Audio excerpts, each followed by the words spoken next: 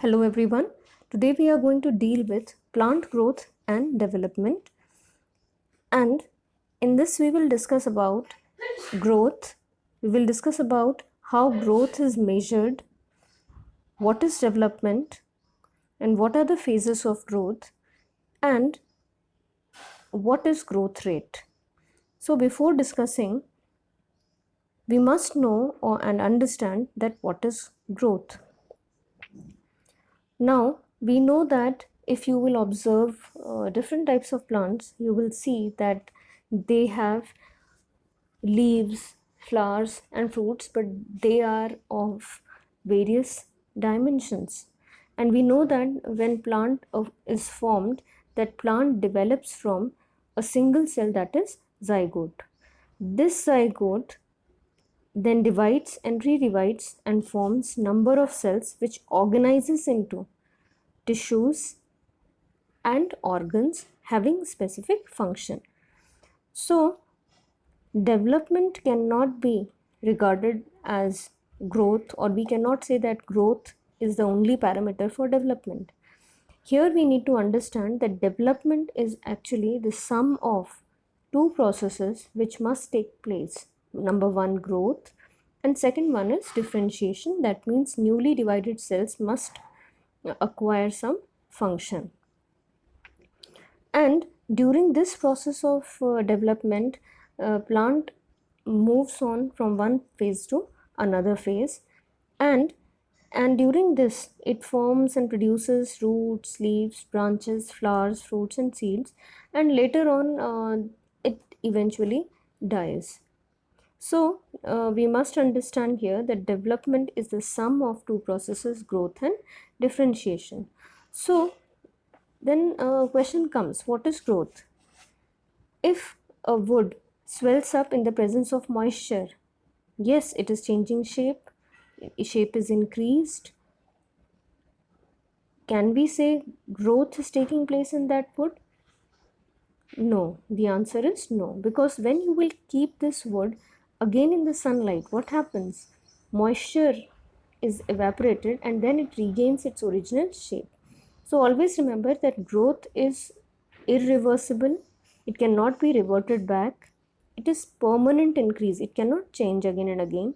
Permanent increase in size, volume or mass of cell, which leads to change in increase organ, formation of organ, and this leads to formation of whole organism. And we can also, that it is a basic characteristic of living organism, this basic characteristic of living organism, because we do not observe growth in non-living organism. It is accompanied by metabolic processes, that is anabolic and catabolic processes taking continuously in our cells, and these processes also requires large amount of energy which they get from ATP. Then again, few examples are like expansion of leaf, elongation of stem, formation of flowers. All these are examples of growth. Now we can understand, we can recall it once again. Growth is irreversible change in mass, that is increase in size, volume and weight of any part of plant's body is growth. And it is quantitative increase in plant's body. Quantitative here means cell division is taking place continuously, so number of cells are increasing and each cell is acquiring particular shape and size, particular dimension, that is known as cell enlargement. Whereas when we talk about development, it is again irreversible in change in state, but it leads to qualitative change in plant body. Qualitative, obviously growth is taking place, cell division is taking place, which is changing the phases. From seed it becomes seedling, and again then cell division takes place, it goes into vegetative phase, that is it matures vegetatively, then it leads to reproduction, which is signified by flowering. So we can say that growth is a continuous process, whereas development is a phase to phase process. That means we will observe changes in phase during this whole process. Now, when we talk about growth, it shows certain characteristics if growth is taking place. For example, when we talk about cellular growth, cells will grow.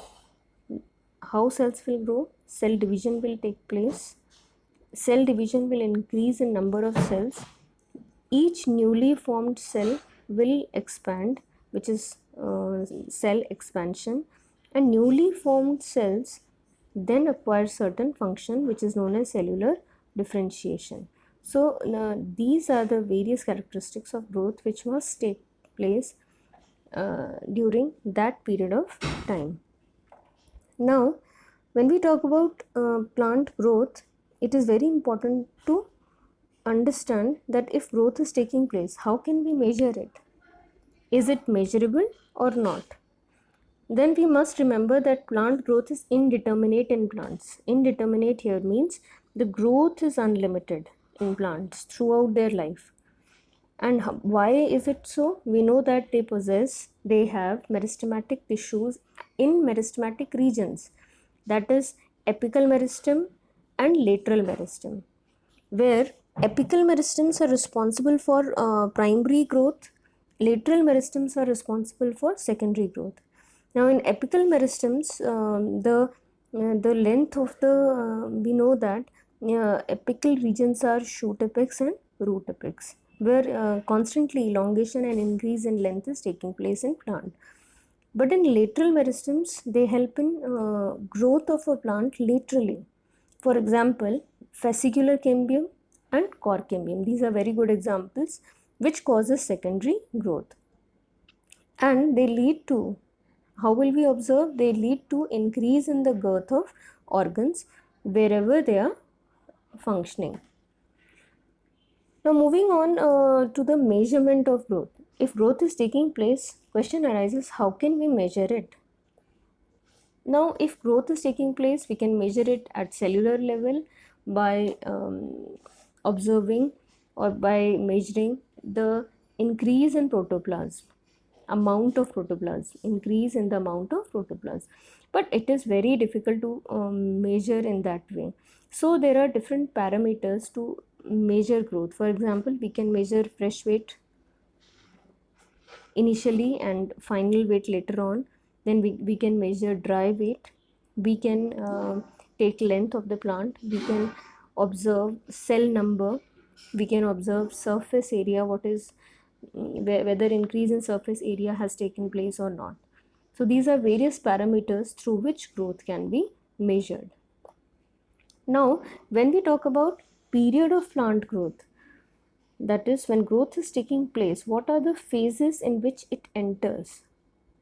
Now, if you remember that region of root, having root cap, there we can see that meristematic cell division takes place at meristematic region. That means just proximal region close to root cap is the meristematic region, where cell division constantly it takes place continuously.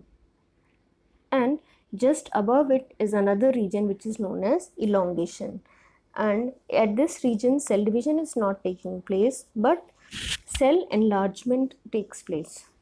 So here cells becomes rich in protoplasm, they contains large nuclei, and cell walls are primary in nature at such places, and they have cellulose with plasmodesmatic connections.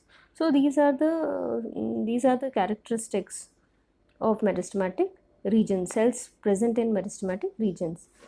In those areas where elongation is taking place, you will see that these cells are elongated, and they contain large number of vacuoles. So here cell enlargement takes place, and new cell wall material is also depositing at that time, which causes enlargement, elongation of the cell. Then last one is maturation. Maturation is that important phase which comes after cell elongation, when cell acquires particular amount of protoplasm and it has all the cell organelles, and its dimensions are completely formed, now it's time to acquire a particular function. Now it acquires particular function, and now it is known as maturation.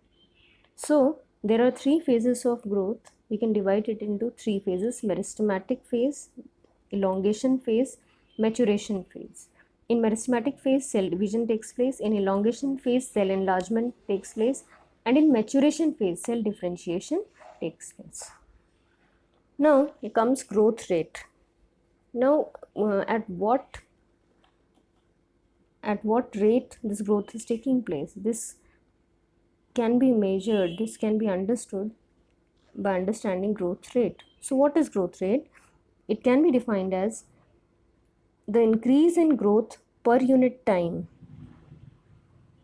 is known as growth rate, and it can be expressed mathematically. So in organisms we see basically two types of growth rate. One is arithmetic growth rate and another one is geometric growth rate. Now growth rates can be of two types: arithmetic and geometric growth. Now you can see two diagrams shown in front. First one is showing arithmetic growth and another one is showing geometric growth. So we can understand it by observing that in arithmetic growth, from one cell two cells are formed. From one cell two cells are formed,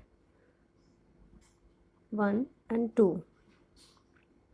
Okay, but one cell will not divide further. Now this cell will divide further.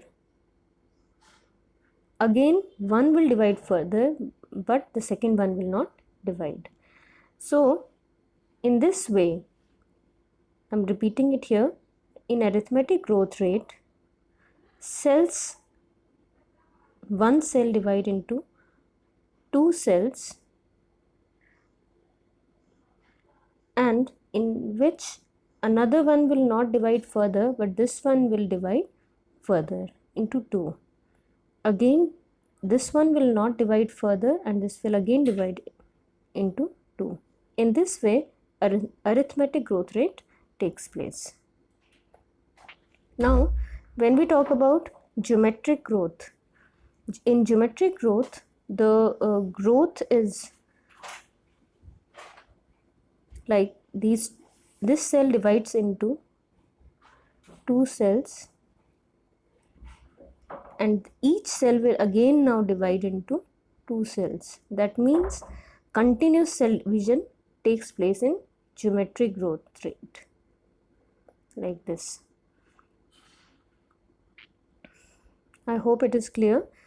Now when we talk about arithmetic growth, you will observe that if you will see a cell after mitotic cell division, only one daughter cell continues to divide, while the other cell will not divide further, but it will acquire some function and it will it will differentiate. And we also say that it matures at that time. Okay, so another cell divides into two, and then again one will mature and differentiate, mature, but another one will keep on dividing. So this is how arithmetic growth rate takes place. Now here we can see that it can be mathematically expressed. We can express it mathematically. Here you can see LT is length at time t, L naught is length at time 0, that is initial time, and R is the growth rate per unit time. So here you can see that we can measure growth rate through this mathematical expression, where LT is equal to L naught plus R into T. And it shows whenever arithmetic growth rate takes place, as cell division is taking place continuously, so it shows a linear growth curve. So linear curve is obtained in the arithmetic. So very good example is root elongation at a constant rate is very good example of arithmetic growth rate. Now moving on to the geometric growth. Now this is a growth rate which is observed only in natural conditions. Why, I will tell you later on. In this, initial growth is very slow. Initial growth is very slow, and that phase is known as lag phase, because nutrients are provided to the cells. They start dividing at that time. Then it is followed by the rapid increase in growth, because nutrients are taken up by the cells. Now they divide very fast, and which is known as log phase, which is known as log phase. And this is known as log phase or exponential phase. And this is log phase or exponential phase, which is followed by another phase, that is stationary phase. This is the stationary phase, because here nutrients are lesser in amount, so growth slows down. So if you will look at the curve, it is known as S-shaped curve. It shows S curve, and it is also known as sigmoid curve, where this is the slow phase. This is the slow phase. Log phase is there. This is the slow phase. Then comes rapid cell division. This is the exponential phase. This is the exponential phase. And later on, as nutrients becomes the quantity of nutrients becomes less available in the surroundings, this phase slows down. The mitotic division slows down, and it becomes a stationary phase after some time. So this parameter of growth shows S-shaped growth curve, which is also known as sigmoid curve. And mathematically it can be expressed as W1 equals to W0 ERT. W1 is the final size and W0 is the initial size when we are measuring it. And R is the growth rate, T is the time of the growth, and E is the base of natural log. So this is the mathematical expression for geometric growth. Now why I am saying that it is observed, geometric growth is observed only in natural conditions. I am saying it so because in natural conditions, the amount of food available for the cells is lesser initially, so they multiply very slow. Later on, when they get ample amount of nutrients, they multiply very fast for some time, and after a period of time, the amount of nutrients present in their environment are used up by the cells, and so they become less or they get exhausted. So this stationary phase comes where cell division stops. So that is why I am saying. But if you will observe growth in artificial conditions like tissue culture, which you have studied in your previous class, in tissue culture we are providing nutrients continuously to the cell. So there is no problem of unavailability of nutrients. So they keep on growing very fast. So they show arithmetic growth. In artificial conditions, we will find arithmetic growth, and in natural conditions, because it depends upon availability, growth depends upon availability of nutrients and environment. Their conditions are not favorable every time. So most of the cells show geometric growth. I hope it is clear. Growth is a very important process. It is a permanent process and it is irreversible too. But growth and differentiation together helps in the process of development. Thank you very much.